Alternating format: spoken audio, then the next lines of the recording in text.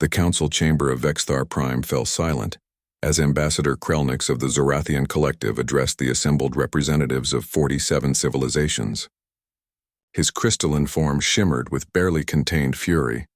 "The humans," he began, his voice resonating through quantum translators, "have once again refused our request for military support. They claim neutrality in our conflict with the Devourers."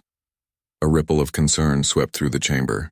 The Devourers, a mechanical swarm that had consumed 17 star systems in the past decade, were advancing toward Zorathian space. Every civilization in the galaxy knew what came next. Extinction. Council leader Mixtara, an ethereal being of pure energy, spoke with the weight of millennia. "The humans are peculiar. They refuse to join the Galactic Union, yet they intervene in conflicts they deem worthy. Perhaps your cause does not meet their standards." Krelnix's form flared with indignation. "Standards? We offered them resources, technology, access to ancient archives. They rejected everything. They said, and I quote, 'We don't fight other people's wars for payment.'" What the council didn't know was that 3 human ships had already entered Zorathian space. Captain Sarah. Chen stood on the bridge of the UNSC Defiant, watching her tactical display with practiced calm. Beside her floated holographic representations of her sister ships, the Resolute and the Indomitable.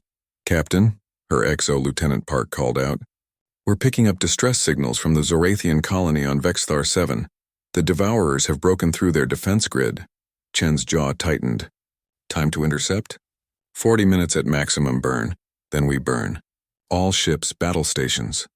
The 3 human vessels were minuscule compared to the Devourer swarm. Hundreds of thousands of self-replicating machines that converted matter into more of themselves. The Zorathians had deployed fleets of thousands. All had been consumed, but humans fought differently. As the Defiant entered weapons range, Chen gave the order that would become legend. "Remember Protocol Thermopylae. We hold the line. No matter what." The Devourers detected the human ships and adjusted their trajectory. To them, 3 small vessels represented negligible resistance. They were wrong.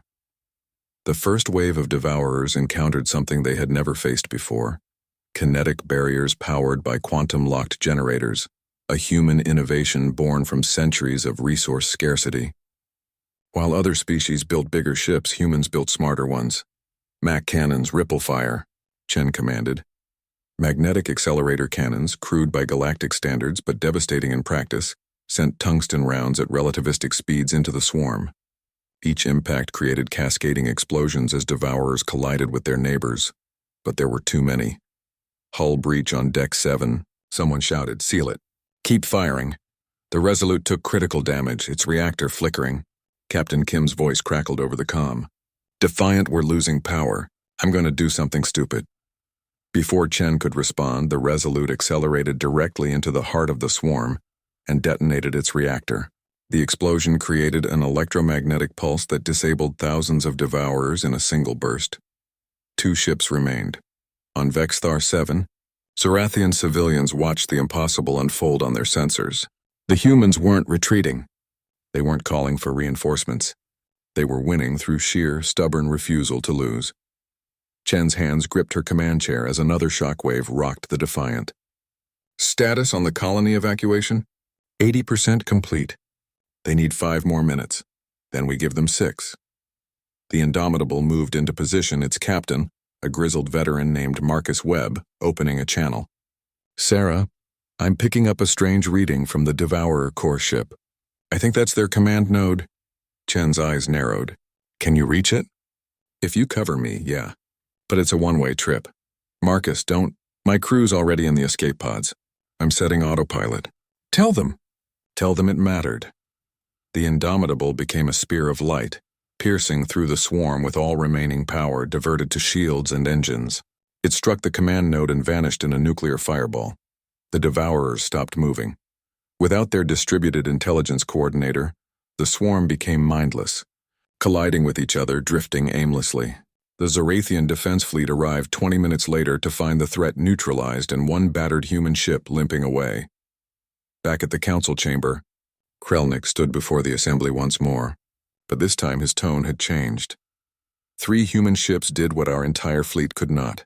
They asked for nothing. They expected nothing. 2 of their vessels were destroyed, and they never called for help. They simply held the line. Mixtara's energy form pulsed with something resembling respect. What did they say when you thanked them? Captain Chen said, "We didn't do it for you. We did it because no one else would." Then she left. The council sat in contemplative silence until a junior delegate from the Prixian Dominion spoke up. "I don't understand. Why would they sacrifice so much for a species that isn't even their ally?" An elderly ambassador from the Takari Union, whose species had encountered humans before, answered with quiet certainty. "Because that's what humans do. They don't calculate odds or measure profit. When they see someone who needs protection, they stand between them and annihilation. It's not logic. It's not strategy. It's who they are." Krelnix accessed the archived data from the battle, playing Captain Chen's final transmission to her superiors. "We held the line because someone had to. Because if we don't protect those who can't protect themselves, then what's the point of all this power? Let the record show. Humanity does not abandon the defenseless." Mixtara dimmed her form in respect for the fallen. "Perhaps we have been wrong about the humans. Perhaps they refuse to join our union not because they are isolationists, but because they know something we have forgotten." "What is that?"